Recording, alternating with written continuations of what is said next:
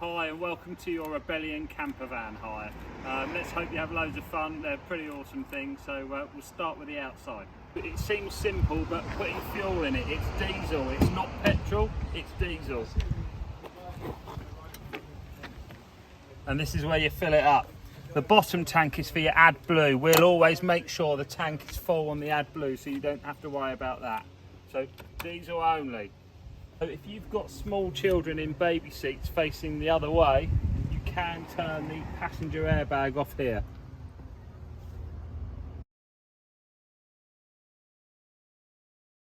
Again, 30 litres fresh water here using this key, and your mains hookup facility if you're hooked onto a site is here.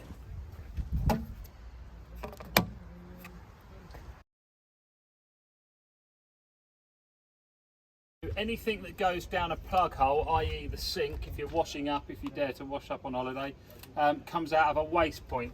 The waste point is located under here. It'll only be grey waste, whatever goes down your plug hole, and that's what you'll need to catch whilst on campsites. This is your gas locker. You open it by turning these handles 90 degrees and just lift the cover off. Inside there you'll find your camping gas 907 gas bottle, which is the standard one in all camper vans. On top of this you'll find your regulator. This regulates the gas pressure into the hob so that you know that the flame is at the correct level. And to turn the gas on and off, you've got a simple tap on the side, clockwise for off and anti-clockwise for on. Turn it fully on and you've got gas to your hob. Turn it fully off and that will stop.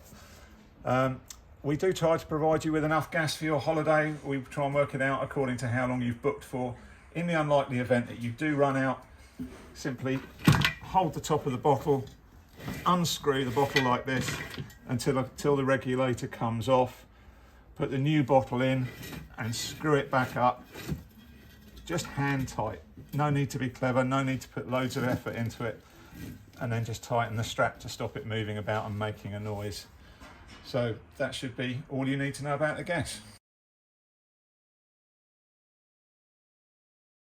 So the microwave on these vehicles works two ways. You can, if you're hooked onto mains electricity, then obviously it will work like a conventional microwave. Set your power, set your time, no problem. If you wish to use it off grid, i.e. off the battery, we don't recommend you do it for long periods of time, but if you stick it on medium and you turn the inverter on, wait for the alarm switch to go to inverter now on, this now will run the microwave running from the leisure battery. Be conscious that it is taking power from the leisure battery. Put it onto medium heat and don't use it excessively, but it will run for a little while from the leisure battery to heat things.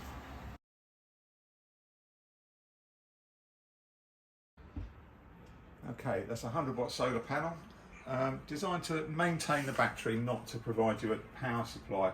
But if you park the vehicle facing south so that you've got a sunny aspect on it, it will provide 100 watts of power in good weather and generally look after the battery when you're not driving the vehicle as well. But it shouldn't be relied on as a power source. That's either your 12 volt or your 240 volt when you're plugged into the mains. So with the single swivel seat, sometimes you have to manipulate the seat forwards and backwards, or maybe even slide it forwards and backwards to get it to turn properly. There's a little handle on the front. You literally push it away from yourself if you're standing where I am, and you swing the seat round. There you go, and you're in position.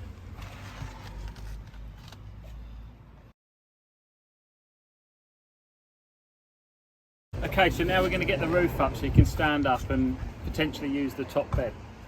You'll have two of these fastening straps.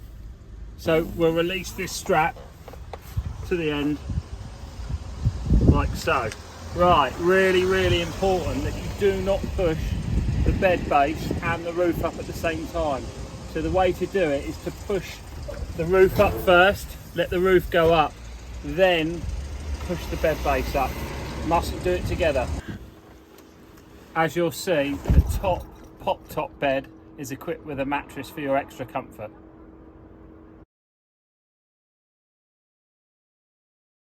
So the control panel activates the 12-volt power on the campervan.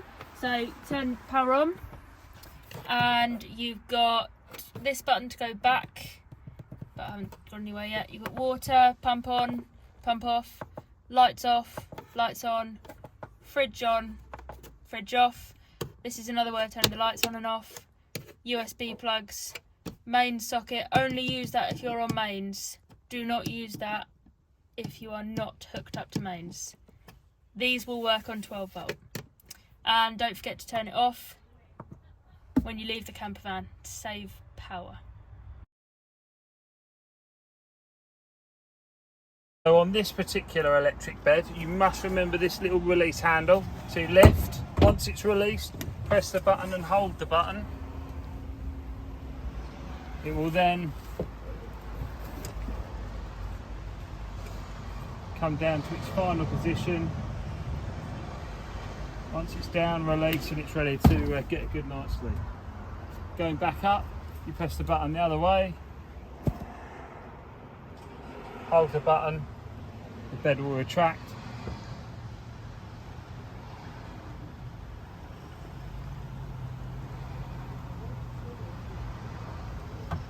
Make sure it's locked, you're ready for the next adventure.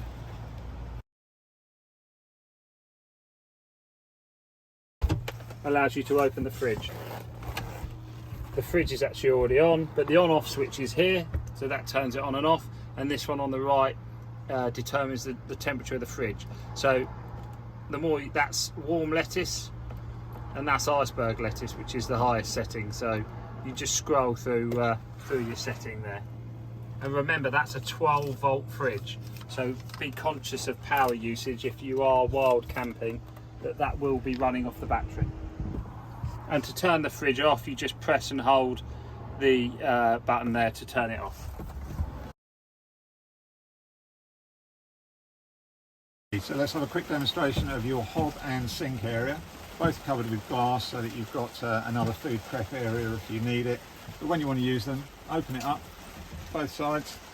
Got to have them both up for safety reasons. Obviously you can't let the glass get hot, and just in case there's a risk of shattering. And when you're using the hob, it's 2 burners, 2 controls, and what they call a piezo ignition. You press the button down, turn the gas on, and click the igniter, which provides a spark there which will light your gas, and then hold it for about 15 seconds after it's lit, and then release the button and it will stay lit.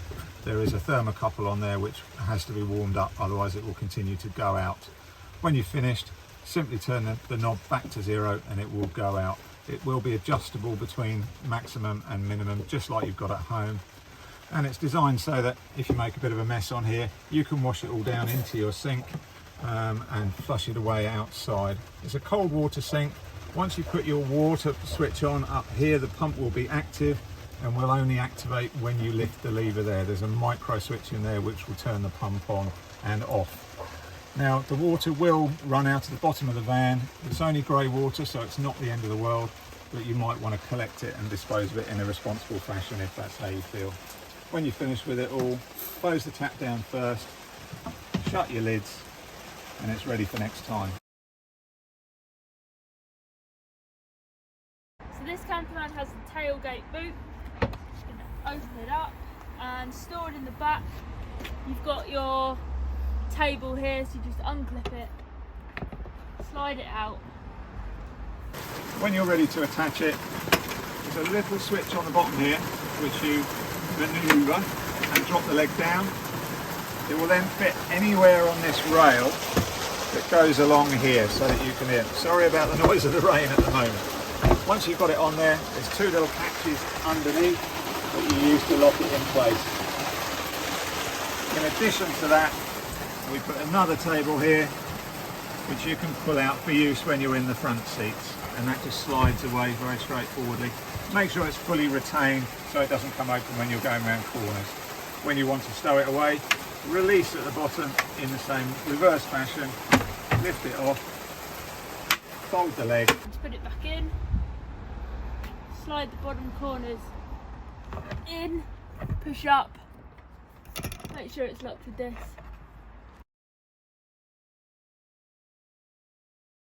So pulling the roof down is really important. It is an easy process, but you just have to do it in the right order. So always remember, you must pull the bed section down first. So this section comes down before you then pull the roof down. Once the roof's down, just pull the canvas in as you go.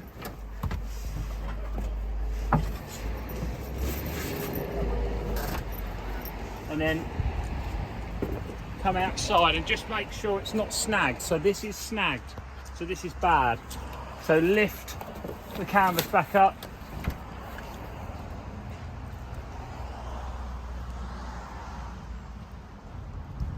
Just be sure that you never strap the roof with this canvas in there like that.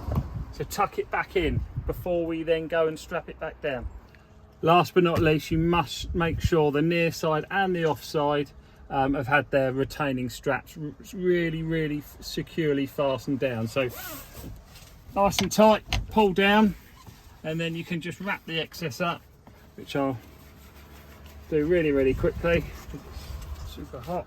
And then tuck that away, and make sure you tuck everything else away that's not going to dangle down and interfere with your journey ahead.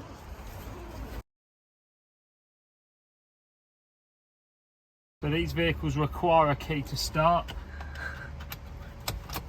and you need to depress the clutch to enable the vehicle to start. 6-speed is 150 horsepower. You'll notice on top of the gear lever you've got reverse to the top left, and there's a little collar to lift up, clutch down and into reverse. Don't need to use the collar when you come back out, it just drops back down. And then you've got 1, 2, 3. Air conditioning, the AC button here. Obviously you've got radio and media if you want to plumb in your phones. Indicators left, indicators right. You've got your washers and your lights, which most people tend to leave on auto, but you can manually set those as well.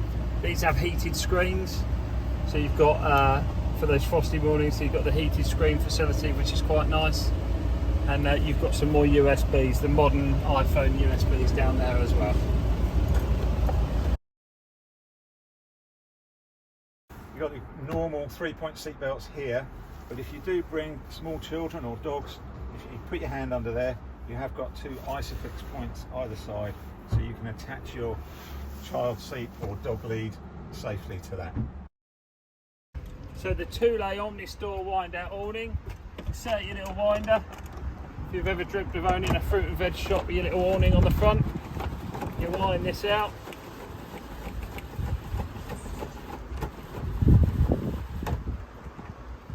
Get it to about there, drop your legs down, just pull out from the front of the case. Got your little feet which peg the ground.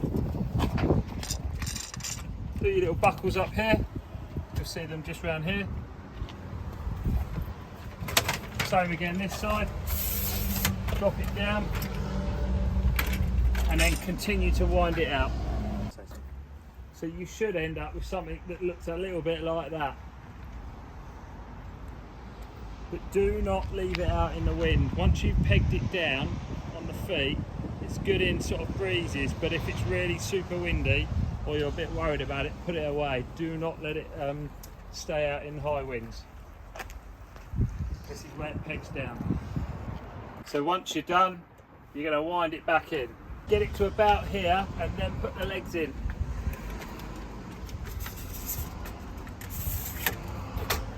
And then what you do, if you come around here, when these are like so, make sure they sit behind these pointed arrows. So they lock, so that it's ready for transit. So, like so, so that when it's in, it's all nice and snug. Another thing to remember, do not attempt to open the driver's door when the arm is in place for the winder, and also the awning isn't in the right height, because this may hit one of the arms as it's out.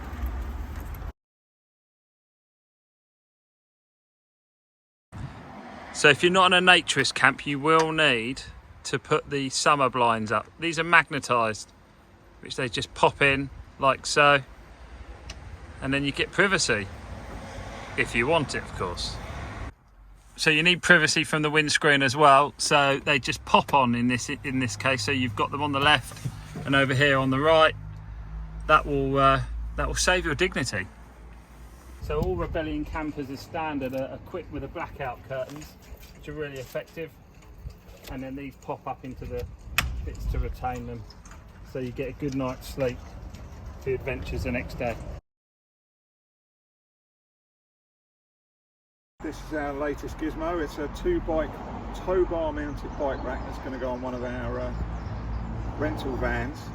They've chosen the oldest and weakest member of the team to do this, and I've never done it before, so excuse me if there's a bit of wiggling and jiggling, but at least it'll be an honest demo, won't it?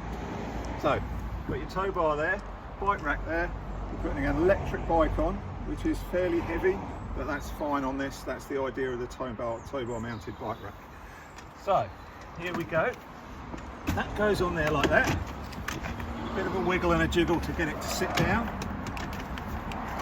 There we go. So that's clonked on nicely, and then we're just going to push the handle down nice and firmly to get that on there nice and tight. So together with the bike rack in the way you'll see it being mounted on there, you've also got an electrical connection here. For those of you not familiar with caravans, it's a similar sort of arrangement, but it's only got 8 pins in there. The reason being that it's only got to operate your normal lights for the vehicle in case the bikes are obscuring the other lights on the vehicle. There's a socket underneath the vehicle, just like if you're towing a caravan or taking a trailer to the tip or whatever, and you just push it on with this bit 90 degrees to the side, hold that and rotate it, and it will be drawn in down these lines here into the right place. So you see that angle bit there, so it draws it into the correct position. When it's vertical, there's a little flap that sits over there, holds it in place, and then all your lights will work on the back. We'll obviously give you a live demo of that if you do have the bike rack, so don't worry too much about that, and everybody who tows a caravan will be able to help you anyway, so please don't worry. Next thing to do is this bar here. This has to sit up so that you've got something to attach the bikes to. So that comes up like that, drops down a little bit, so I understand, like that, and then we tighten these up, so.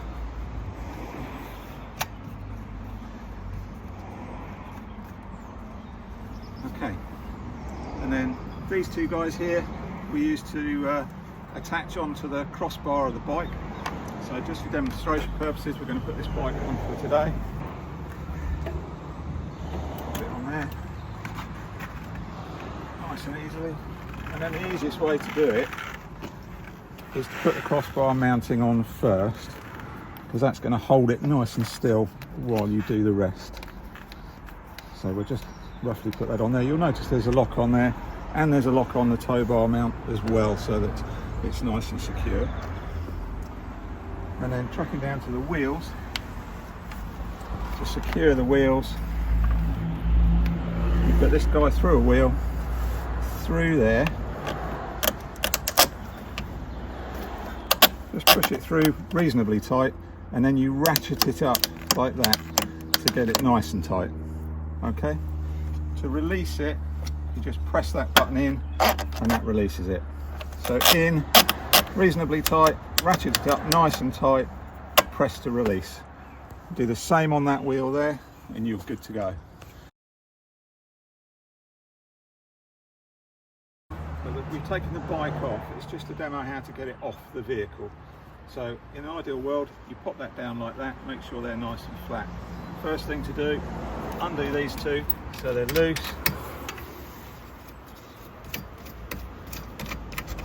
And then sharp pull upwards and that folds down out the way. There is a lock on here, so if you've locked it you'll need to unlock it, and there's a lever under there which you pull up and just release it right to the top, and then again a little bit of a wiggle and a jiggle, off it comes.